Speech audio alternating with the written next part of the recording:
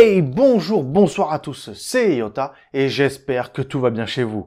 Bon, vous devriez commencer à le savoir, le concept de ces histoires 2, au fur et à mesure du temps, a évolué pour vous présenter un petit peu ce que j'appelle de la nostalgie, c'est-à-dire de vous présenter des personnages de BD, de littérature jeunesse, ou même de dessins animés qui ont fait notre enfance, en passant des Mystérieux Cités d'Or, Hatituff, Martin Mystère, Totally Spies, ou même encore des BD comme Lucky Luke, Cédric ou même encore Bécassine. Mais il reste un média que je n'ai toujours pas présenté sur tous les histoires 2 que j'ai sortis, et pourtant c'est un des médias qui a le plus d'influence aujourd'hui dans le monde, au vu de la puissance de certaines de ses œuvres, et surtout pas le phénomène qu'il apporte derrière. Et ce média s'appelle le manga. Mais dans cette vidéo, vous avez pu le voir dans le titre, je ne vais pas commencer à m'attaquer sur les gros médias. Je ne vais pas tenter un Bleach, Naruto, One Piece, Dragon Ball tout de suite. Je tiens à ma santé, parce qu'il y aurait beaucoup trop de choses à dire. Non, on va plutôt partir aux confins de l'univers pour savoir récupérer notre cosmos et découvrir l'une des œuvres qui a façonné l'univers français au niveau des mangas durant certaines années. Et autant vous dire que c'est une œuvre plus que mythique. Alors préparez vos armures, n'oubliez pas votre carte des étoiles et surtout j'espère que vous adorez votre signe astrologique. Aujourd'hui mesdames et messieurs, on va s'attaquer à une œuvre mythologique nous racontant la mythologie grecque à sa façon, à savoir les Chevaliers du Zodiaque.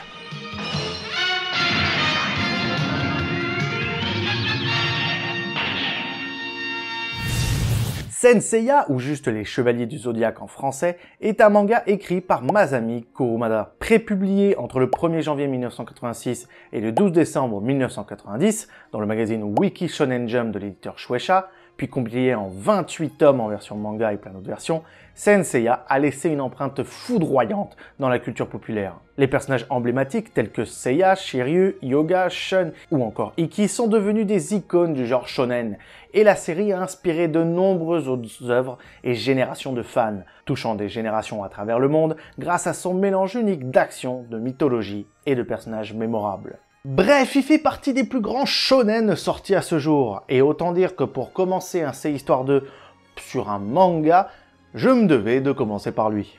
Donc, commençons le reste.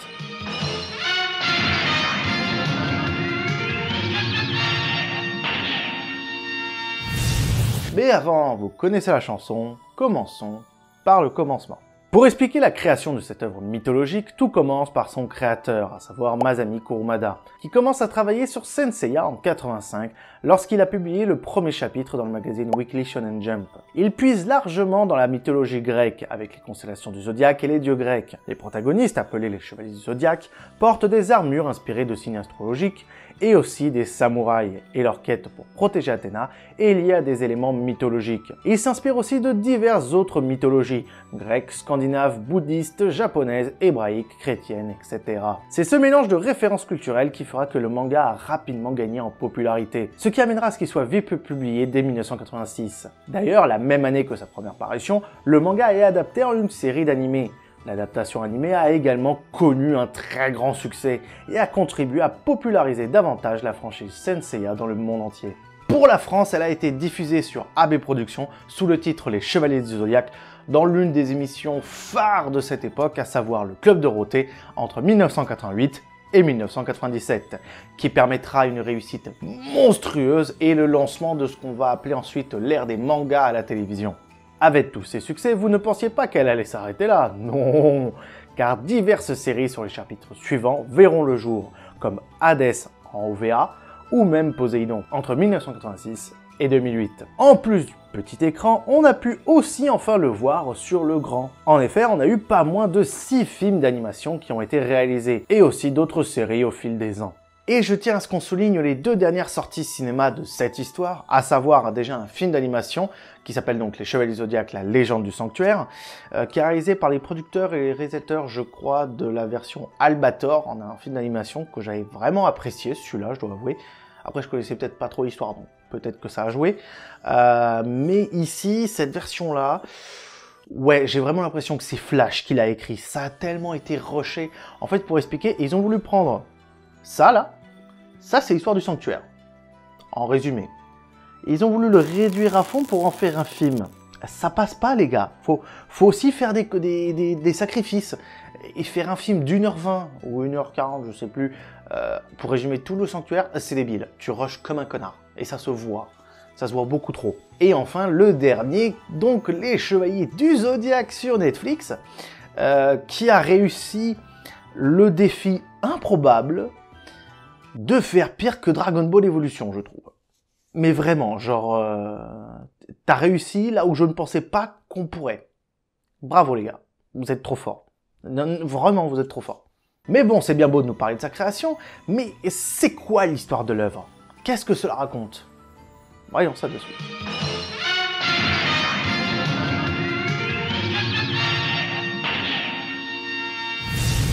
Lors de l'un de ses voyages en Grèce, Mitsumasa Kido fait la connaissance d'un garçon agonisant, le grand Aiolos, chevalier d'or du Sagittaire. Celui-ci confie au jeune homme l'armure d'or du Sagittaire et Saori, un petit bébé. Aiolos présente la petite fille comme étant la réincarnation de la déesse Athéna et lui demande de trouver et d'entraîner des jeunes garçons courageux afin de protéger l'enfant et le futur chevalier d'or du Sagittaire. 13 ans après, alors que Mitsumasa Kido a envoyé 100 enfants aux 4 coins du monde pour devenir chevaliers, seuls 10 d'entre eux reviennent.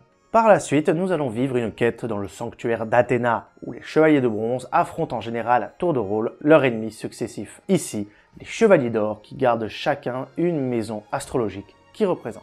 Pourtant de puissance moindre que leurs adversaires, ils parviennent à remporter la victoire grâce à leur courage et à leur ténacité, aidés parfois par les interventions d'Athéna lorsqu'ils sont en fâcheuse posture et découvrent de nombreuses choses qui bouleverseront l'histoire à jamais.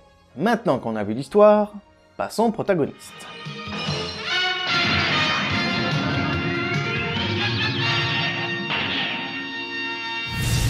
Seiya est le personnage principal du manga. Oui, rappelez-vous qu'à la base, le manga s'appelle Senseiya. Brun aux yeux bleus, il est le chevalier de Pégase, un des chevaliers de bronze, faisant partie d'un groupe de jeunes guerriers qui portent des armures sacrées et qui sont chargés de protéger la déesse Athéna et de combattre les forces du mal. C'est un chevalier dévoué qui est prêt à tout pour la protéger. Seiya d'ailleurs possède une grande force et il est connu pour sa détermination à surmonter les obstacles et à se battre contre des adversaires puissants pour sauver ses amis et le monde. Shiryu fait partie donc du quatuor des protecteurs d'Athéna, en tant que chevalier du dragon. Il est l'un des chevaliers les plus calmes et les plus disciplinés de la série. Il préfère la résolution pacifique des conflits, mais est prêt à combattre pour défendre la justice. Au cours de l'histoire, Shiryu perdra la vue temporairement. Cela ne l'empêchera pas de continuer à se battre et à développer ses compétences. Shiryu incarne donc des valeurs telles que l'honneur, la loyauté envers Athéna et la détermination à protéger les innocents. Yoga est le chevalier de bronze du cygne. Il est d'origine russe, ce qui est reflété d'ailleurs par son apparence physique avec ses cheveux blonds et son nom. Sa caractéristique la plus distinctive est qu'il peut générer des températures extrêmement basses et geler presque tout ce qui l'entoure. Yoga est généralement décrit comme un chevalier calme et réservé. Il est également très déterminé et ne recule jamais devant un défi.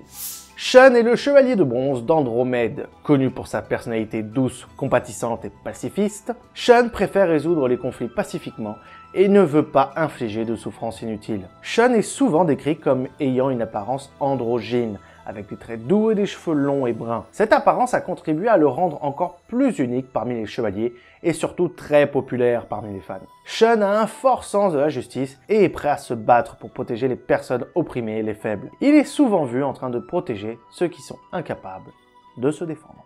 Même s'ils n'ont que le rang de chevalier de bronze, ils ont la particularité de remporter des combats contre des adversaires beaucoup plus forts qu'eux. Des chevaliers d'argent, des spectres, des marinas, ou même des chevaliers d'or et même des dieux. Ils doivent ces miracles au cosmos de la grande Athéna qui les a choisis pour être sa défense. Et d'ailleurs, parlant d'elle, Saori Kido est une jeune femme élégante, souvent représentée vêtue de tenues luxueuses. Elle a de longs cheveux blonds et des yeux bleus, avec une apparence gracieuse et aristocratique. Elle est le personnage central de l'intrigue car elle est révélée être la réincarnation d'Athéna, la déesse de la sagesse et de la guerre dans la mythologie grecque. Le rôle de la déesse est de protéger la Terre contre les forces du mal, en particulier les chevaliers du Zodiaque, qui portent des armures sacrées. Saori joue donc un rôle crucial en recrutant et en dirigeant les chevaliers du Zodiaque pour défendre la paix sur Terre. Saori est généralement décrite comme bienveillante, compatissante et déterminée à protéger l'humanité. Elle se soucie profondément de ses chevaliers et est prête à tout pour les aider dans leur quête. Sa forte personnalité et son charisme en font un leader respecté parmi les chevaliers. En tant qu'Athéna, elle possède des pouvoirs divins qui lui permettent de guider les chevaliers, de guérir les blessures graves et de repousser les forces du mal. Cependant, elle ne se bat généralement pas physiquement et dépend des chevaliers pour protéger le monde.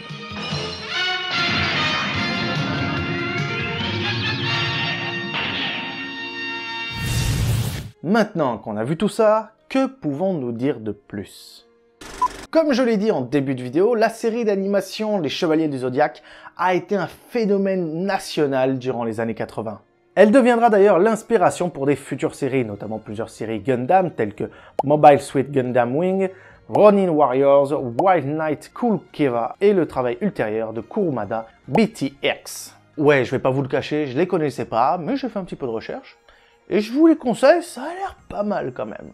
L'inspiration qu'a provoqué Senseiya est phénoménale. Par exemple, le mangaka japonais Tite Kubo, l'auteur de la série Bleach, a désigné Senseiya comme l'une de ses plus grandes inspirations pour la conception des différents types d'armes que ses personnages utilisent dans l'histoire, ainsi que dans les scènes de bataille. Et quand tu sais que le manga faisait partie d'une triade phénoménale à l'époque, c'est joliment beau. Si vous regardez la série, les guerrières cachent leur visage derrière un masque. Et si celui-ci venait à être vu par un homme, deux choix s'offrent à elle, le tuer ou l'épouser. Alors bien sûr, si vous n'êtes pas friand d'histoire, vous n'avez absolument pas compris le sens. Mais si vous avez un peu de culture, et bah tout bonnement, ça prend tout son sens d'un coup. Dans la Grèce antique, la tradition voulait en effet que seuls les hommes puissent accéder au rang de soldat. Mais par le biais du masque, l'auteur du mangaka a pu contourner la misogynie de cette règle et inclure des personnages tels que Marine, chevalier de la constellation de l'Aigle, qui apportera beaucoup de choses à l'intrigue.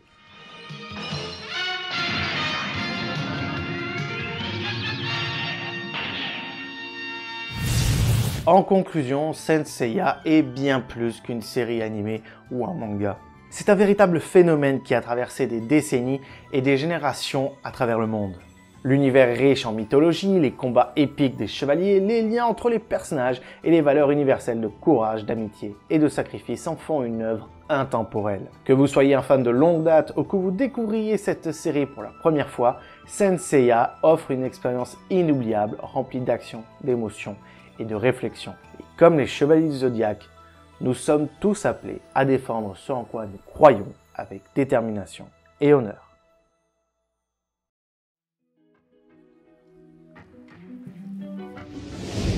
Voilà, c'est la fin de la vidéo. Merci à tous de l'avoir regardé. Si vous avez aimé, n'oubliez pas le pouce bleu, c'est important et c'est très gentil de votre part si vous le mettez.